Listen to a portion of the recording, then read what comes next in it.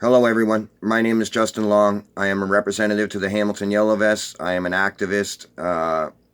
I've helped organize events in Ottawa. I've been a guest speaker at the Toronto anti-lockdown protest that's been happening the last few months.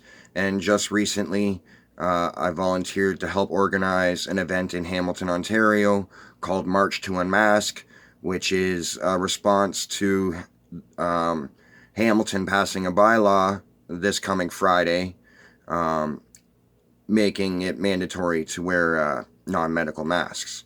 Now, the simple truth of this is it's not based on science, it is ineffective. These masks do nothing to prevent you getting the coronavirus. And there's health risks associated with being forced to wear a mask for extended periods of time, including deprived oxygen, increased CO2 that you're breathing in, that weakens your immune system. Um, it's just not a healthy thing. It's not based in science, and many people are concerned that what happens now with the mandatory masks will soon turn into mandatory vaccinations. And whether you are for or against vaccinations, it should be a personal choice between you and your doctor. And I don't know if many people are aware that this current COVID-19 vaccine is being made by the Chinese military, and our government has allowed it to be fast tracked and tested on Canadians. So not only do I have um, distrust on many vaccinations due to my own research, um, I definitely don't trust a vaccine that was made by the Chinese military, especially one that hasn't taken the time to go through the trial studies and everything. Keep in mind, a vaccine usually takes over 3 years to be approved and made, and this one's being fast tracked like 6 to 8 months. So it's a scary thought, and many Canadians are against it. And as I said, it's not based in science, and we have plenty of evidence, medical professionals that are speaking out saying that not only is it ineffective, but there's health risks. So many Canadians have had enough. Enough is enough, and we are rising up and we are trying to raise awareness, and this event is going to help do that. So, like I said, the event is called March to Unmask. We will be starting at Gore Park on Sunday the 19th, and we will have music. We will have water stations, free water for everybody. I have a great list of guest speakers set up, very informative people to raise some awareness and hopefully get people's attention. And I will read that list off to you now. As far as the guest speakers, we have Letitia Montana, the lady in Toronto who was banned access from entering the hospital due to her refusing to wear a mask. We have Ellie Sophia Rossetti, the YouTuber from Ellie's Place.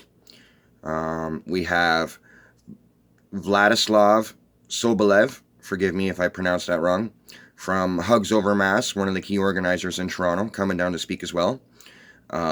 We have Phoenix Scott, who I'm excited to announce, who is a 13-year-old patriot, and she's going to be speaking about her perspective on how these lockdown measures and this mandatory mask situation is affecting the younger kids, because we don't hear from them enough.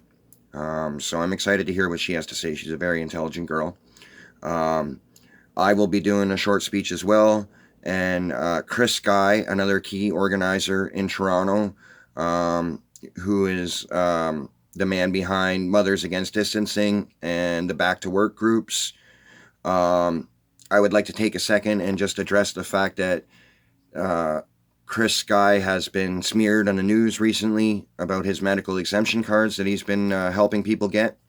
And the news has declared that these exemption cards are fake.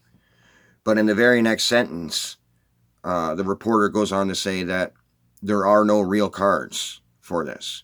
And all this card is reminding you of your right that you have a medical exemption to this mandatory mask situation. And that if there's health risks, or if you're asthmatic, or you know what I mean, claustrophobic, there's many different factors on why you might have an exemption, but if any of these factors fit you, you do have the right to refuse due to a medical exemption.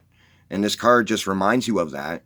And on the back of it, it details the bylaw and the laws that enforce this medical exemption, that they can't make you wear a mask, and the numbers to call to make a complaint. It's a very simple, very basic thing that just reminds you of your rights, how to enforce them, and who to complain to.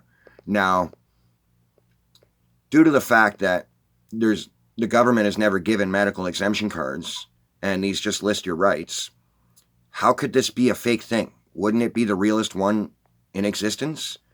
This just goes to show you the length of the deceit that the media will go through to try to smear people or to try to prevent you from thinking for yourself.